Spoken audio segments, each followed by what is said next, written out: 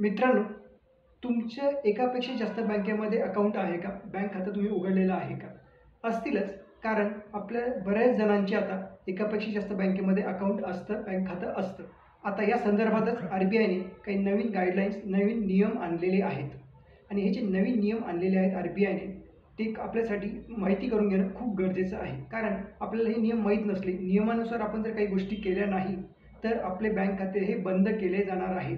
जे बँका असतील ते आपले बँक खाते जे आहे, बँक अकाउंट आहे, ते बंद करू शकतात. त्याच्यामुळेच RBIने हे जे नवीन नियम गाईडलाईन्स आणलेले आहेत, ज्यांचे एकापेक्षा जास्त बँकेमध्ये खाते असतील त्यांच्यासाठी ते माहिती असणं गरजेचं आहे. आता हे जे नवीन नियम आहेत ते आपण काय आहेत हे बघूयात आणि ते का बरं आणले ते पण बघूयात. तोपर्यंत चॅनलला नवीन असाल तर सबस्क्राईब करून घ्या आणि बेल आयकन प्रेस करून म्हणजे नोटिफिकेशनची घंटी प्रेस करून ऑल नोटिफिकेशन चालू करा. तर यातला जो पहिला नियम आहे त्यात RBIने काय सांगितलं, समजा तुमचं एकापेक्षा जास्त बँकेमध्ये खातं आहे आणि जेव्हा तुम्ही खाते उघडलं किंवा बँक अकाउंट उघडलं तेव्हा KYC करताना जर तुम्ही ते मेन्शन केलेलं नसेल की एकापेक्षा जास्त बँकेमध्ये तुमचे खाते आहे, KYCमध्ये जर तुम्ही मेन्शन केलेलं नसेल तर तुम्हाला आता ती KYC परत करावी लागू शकते. बँका तुम्हाला कॉल करू शकतात, SMS करू शकतात आणि KYCसाठी बोलवून घेऊ शकतात. आणि ती KYC करताना तुम्हाला ते सांगावं लागेल की एकापेक्षा जास्त बँकेमध्ये तुमचे खाते आहे की नाही आहे. आणि KYCसाठी तुम्हाला बँकेत जावं लागेल किंवा मग तुमची व्हिडिओ कॉन्फरन्सिंगच्या व्हिडिओवर सुद्धा तुमची KYC होऊ शकते, व्हिडिओ KYC. तर ते अशा पद्धतीने तुम्हाला KYC परत करून घ्यावी लागू शकते. जरी याच्या आधी तुम्ही KYC केलेली असेल, पण त्याच्यामध्ये जर सांगितलं नसेल की एकापेक्षा जास्त बँकेमध्ये खाते आहे, तर तुम्हाला ही KYC परत करावं लागू शकते. बँका तुम्हाला त्यासाठी बोलवून घेते. आता याच्यामध्ये एक प्रॉब्लेम काय आहे बघा, याच्यामध्ये एक अफवा पसरवली जात आहे की जर तुमचं एकापेक्षा जास्त बँकेमध्ये खातं असेल तर तुम्हाला दंड लागणार आहे, पेनॉल्टी लागणार आहे, RBI तुम्हाला दंड लावणार आहे.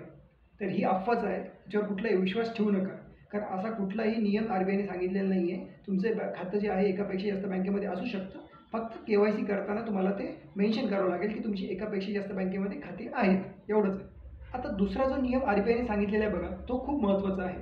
आता तुमचं कोणतंही खातं असेल, म्हणजे तुमचं सेव्हिंग अकाउंट असेल, करंट अकाउंट असेल आणि त्या जर खात्यामध्ये मागच्या 1 वर्षापासून तुमचे कुठलेही व्यवहार झालेले नसतील, म्हणजे समजा तुमच्या खात्यामध्ये इंटरेस्ट जमा झाला बँकेकडून, तुमचं जे सेव्हिंग अकाउंटवर इंटरेस्ट वगैरे जमा होतो, अशा पद्धतीने इंटरेस्ट जमा झाला असेल तर तसं नाही, ते ते झालं बँकेचं ट्रान्झॅक्शन.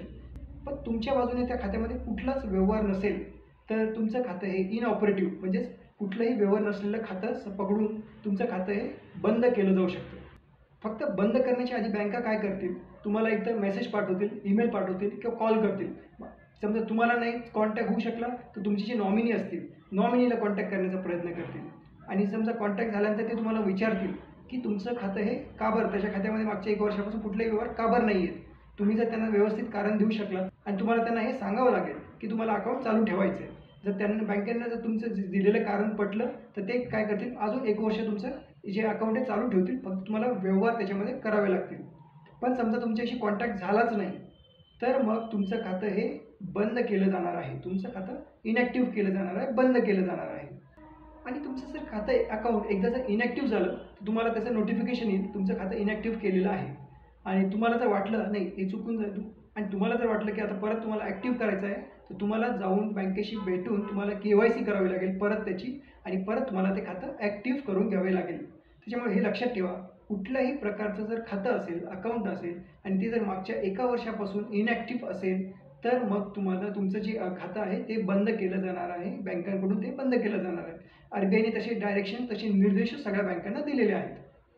आता RBIने जे नवीन गाईडलाईन्स आणलेले आहेत की खातं एक वर्षापासून इनॅक्टिव्ह असेल, इनऑपरेटिव्ह असेल तर बंद करण्याचं, त्याचे व्यवहार नसतील तर ते बंद करून टाकण्याचं, हे का बरं आणलेलं आहे. बघा मित्रांनो, तुमचं जर खातं इनॅक्टिव्ह असेल, त्याचा वापरच नसेल तर काय होतं आहे ना, तुमचं जो अकाउंट आहे, बँक खातं आहे, ज्याचा वापर होत नाही, त्याचा वापर गैरप्रकारासाठी केला जात आहे. म्हणजे जसे ऑनलाईन फ्रॉड असतात बघा, तर हे लोक काय करतात, जेव्हा ऑनलाईन फ्रॉड करतात तर त्यांनी जो पैसा मिळवलेला असतो तो पैसा टाकण्यासाठी अशाच खात्यांचा वापर करतात, ज्यांचा कुठेही वापर केला जात नाही आहे. मागच्या समजा वर्षभरापासून, 2 वर्षापासून असे खाते वापरात नाही आहेत, बंद पडलेले आहेत, अशा खात्याचा वापर हे लोक जे म्हणजे ऑनलाईन फ्रॉडमधून जो पैसा कमवला जातो तो टाकण्यासाठी करतात. किंवा मनी लॉन्ड्रिंग असतं बघा, गैरमार्गाने पैसे कमवणं किंवा पैशाचा अपव्यवहार करणं, ह्या सगळ्या गोष्टींसाठी जे पैसे असतात ते सुद्धा अशा खात्यांमध्ये टाकले जातात जे मागच्या काही काळापासून इनॅक्टिव्ह आहेत, इनऑपरेटिव्ह आहेत. हे गैरप्रकार रोखण्यासाठी, हे सगळे गैरप्रकार रोखण्यासाठीच RBIने हे नवीन गाईडलाईन्स आणलेले आहेत.